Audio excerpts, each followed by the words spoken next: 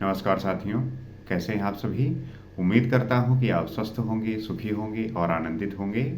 श्री रामचरितमानस में आपका स्वागत है। हम श्री राम के चरित्र का गुणगान करते हुए जीवन के विभिन्न धाराओं को समझने और उस पर जो है विचार करने का प्रयास करते हैं, क्योंकि हमारी समझ ही जो है हमें इस बात से वाकिफ कराती है कि हम किसी चीज़ को कितना जानते हैं और वो हमारे लिए कितना उपयोगी है।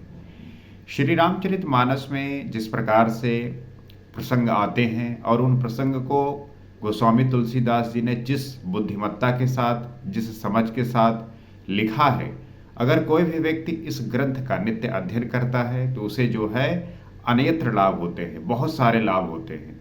इसीलिए मैं आप सभी को आमंत्रित करता हूं कि आप सभी आइए और इस श्री रामचरितमानस का जो है आनंद उठाइए। पिछले एपिसोड में हमने ये देखा कि किस प्रकार से लक्ष्मण जी की बातों से परशुराम जी बहुत क्रोधित हो रहे हैं। उसके बाद जो है श्री रामचंद्र जी इशारों के माध्यम से उन्हें अलग किया और उसके बाद जो है श्री रामचंद्र जी परशुराम जी को समझा रहे हैं, कह रहे हैं। आगे गोस्वामी तुलसीदास जी क्या लिखते हैं, आइए जानते हैं और समझने का प्रयास करते हैं। अति विनीत मृदु शीतल वाणी, बोले राम जोर जुग पानी, सुनहु नाथ तुम सहज सुजाना, बालक बचन करई नहीं काना। लक्ष्मण जी को अलग करने के बाद प्रभु श्री रामचंद्र जी कह रहे हैं। श्री रामचंद्र जी दोनों हाथ जोड़कर अत्यंत विनय के साथ कोमल और शीतल वाणी बोले, हे नाथ सुनिए, आप तो स्वभाव से ही सुजान हैं। आप बालक के वचन पर कान न कीजिए, उसे सुना अनसुना कर दीजिए। श्री रामचंद्र जी का जो स्वभाव है वो बहुत ही शीतल और कोमल है।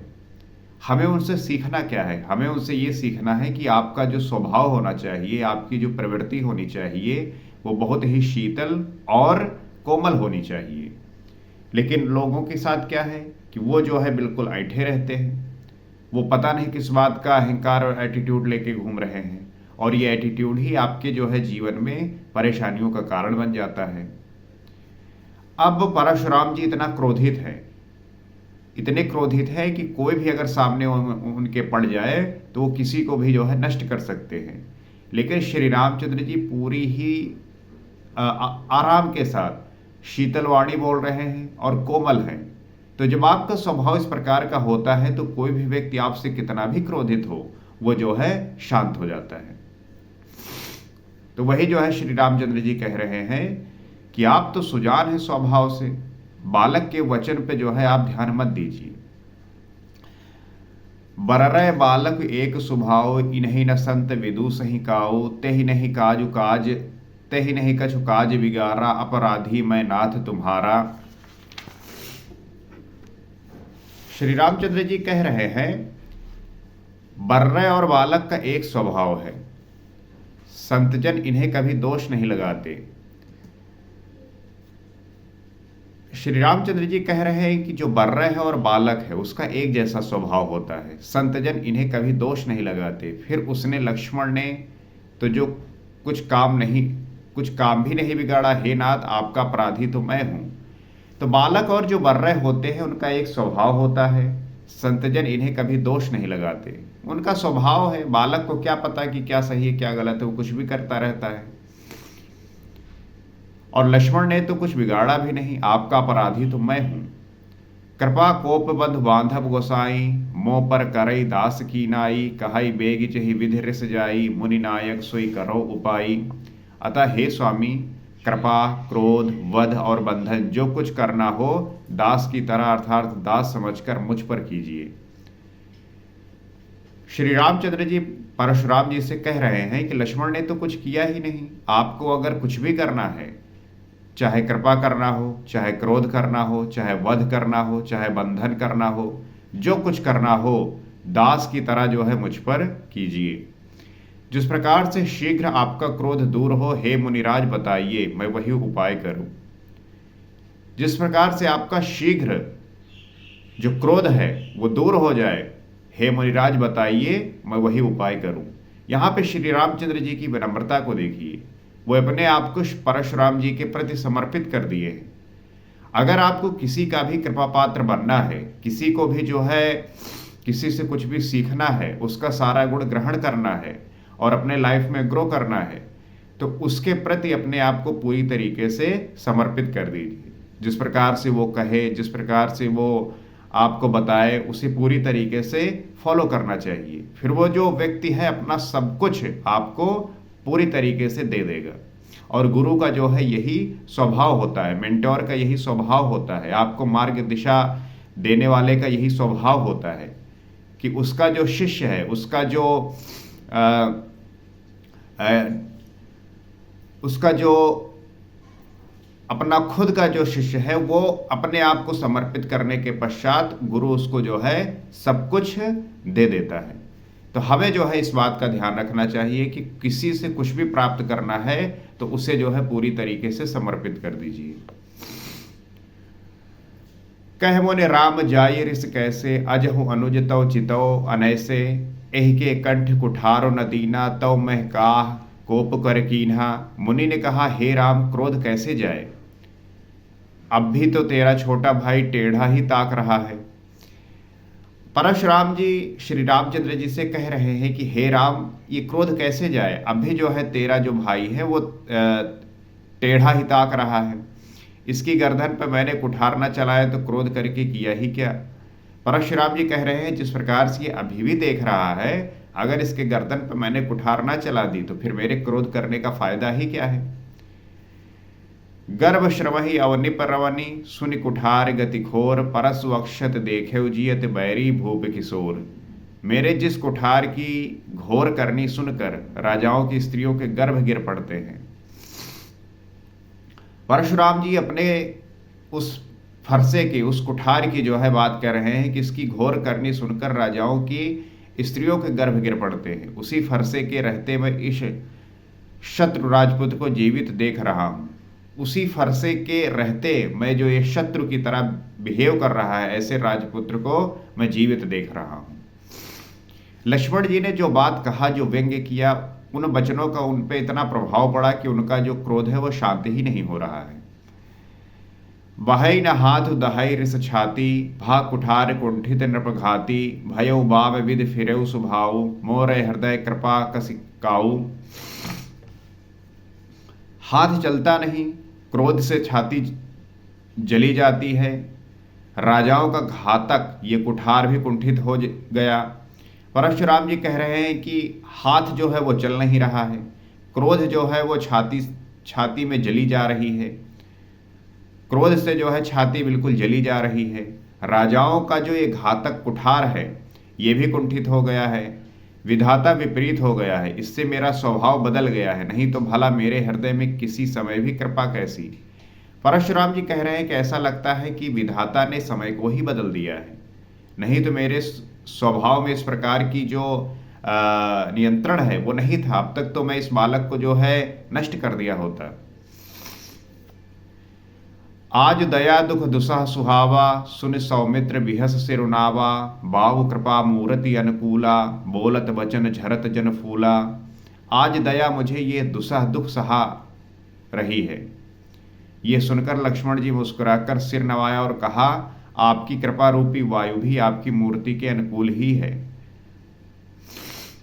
तो परशुराम जी कह रहे हैं कि जो मैं आज ये दया कर रहा हूं, ये दुसह दुख दे रहा है जिसे मैं सहन कर रहा हूं।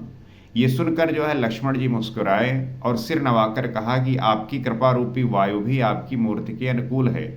वचन बोलते हैं मानो फूल झड़ रहे हो। लक्ष्मण जी जो है अब शांत हो गए हैं, वो ये कह रहे हैं कि आपकी कृपा रूपी वायु भी आपकी मूर्ति के अनुकूल है। जो आप वचन बोलते हैं मानो फूल झड़ रहे हो। जौ भय कृपा जरहि मुनि गाता, क्रोध भय तनु राख विधाता, देख जनक हठ बालक एहु, कीन चहत जड़ जमपुर गेहू। हे मुनि, यदि कृपा करने से आपका शरीर जला जाता है तो क्रोध होने पर तो शरीर की रक्षा विधाता ही करेंगे। लक्ष्मण जी कह रहे हैं कि जिस प्रकार से आप कृपा कर रहे हैं उसके बावजूद भी शरीर जला जा रहा है, तो अगर आप क्रोधित हो गए तो इस शरीर की रक्षा तो विधाता ही करेंगे। परशुराम जी ने कहा, हे जनक, देख ये मूर्ख बालक हट करके यमपुरी में निवास करना चाहता है। जब इस प्रकार के वचन बोले लक्ष्मण जी, तो परशुराम जी और क्रोधित हो उठे और राजा जनक से कहा कि हे जनक, इस मूर्ख बालक को हट करके यमपुरी में निवास करना ही ये चाहता है। परशुराम जी कह रहे हैं, लगता है ये बालक अब मरना ही चाहता है, क्योंकि जिस प्रकार से ये वचन बोल रहा है अब इसकी मृत्यु जो है निश्चित ही है। बेग करहु किन आखिन ओटा, देखत छोट खोट नप ढोठा, बिहसे लखन कहा मन माही, मूंदे आंख कतहु को नाही। इसको शीघ्र ही आंखों की ओट क्यों नहीं करते? ये राजपुत्र देखने में छोटा है पर है बड़ा खोटा। परशुराम जी कह रहे हैं कि ये राजकुमार देखने में तो छोटा है परंतु बड़ा ही खोटा है, और इसे जो है मेरे आंखों के सामने हटा लीजिए, नहीं तो जो है आज बहुत बड़ा कांड हो जाएगा।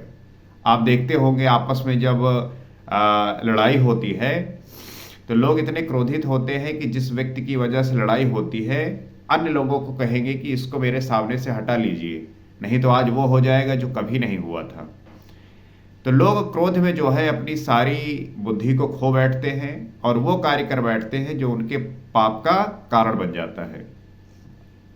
लक्ष्मण जी ने हंसकर मन ही मन कहा, आंख मूंद लेने पर कहीं कोई नहीं है। लक्ष्मण जी जो है हंसकर मन ही मन कह रहे हैं, आंख बंद कर लीजिए, मैं दिखूंगा ही नहीं। ये खैर ये बड़ा ही अच्छा उत्तर हो सकता है कि जब कोई कहे कि मुझे जो है मेरे आंखों के सामने से जो है इसको हटा लीजिए, तब आप कहिए कि आंख बंद कर लीजिए और मैं दिखूंगा ही नहीं। इससे जो है बहुत ज़्यादा संभावना होगी कि क्रोध करने वाला व्यक्ति का जो क्रोध है वो और भी ज़्यादा बढ़ जाएगा।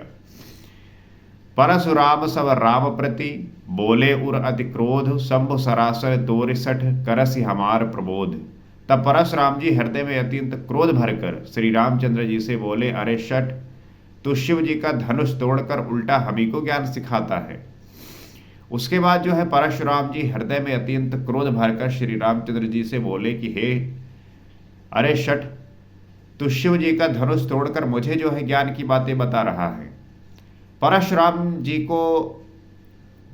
जी से जो भी लक्ष्मण जी कोई शब्द कह रहे हैं उससे जो है उनका क्रोध बढ़ता ही जा रहा है, क्योंकि वो ऐसे व्यंग्य रूप में किसी भी बात को कह रहे हैं जो परशुराम जी को चोट के समान लग रहा है, और वो जो है अंदर ही अंदर जले जा रहे हैं क्रोध के मारे, लेकिन कुछ कर नहीं पा रहे हैं। विधाता की ऐसी विपरीत दिशा हो गई है कि वो चाह कर भी जो है लक्ष्मण को नहीं मार पा रहे हैं, क्योंकि परशुराम जी का जिस प्रकार से स्वभाव है वो अपने विरोधी को तो बिल्कुल तुरंत ही मृत्यु के घाट उतार देते हैं, लेकिन लक्ष्मण जी के साथ वो दया भाव कर रहे हैं। और श्री रामचंद्र जी जो है ये प्रार्थना कर रहे हैं कि बालक है उसे छोड़िए, आप सुजान हैं, आप मुनि हैं, क्यों उसकी बातों पर ध्यान देते हैं।